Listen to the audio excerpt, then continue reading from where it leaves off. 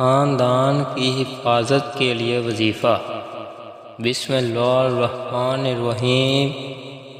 جو شخص اپنے اہل و عیال اور مال و متاع پر 7 مرتبہ یہ اسم مبارک کو پڑھ کر روزانہ دم کیا کرے اور اس اسم مبارک کا ورد رکھے، انشاءاللہ وہ سب آفتوں سے محفوظ رہے گا۔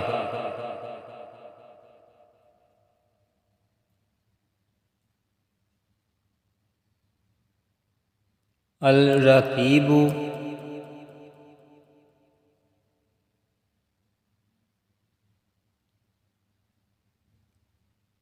بہت زیادہ حفاظت کرنے والا۔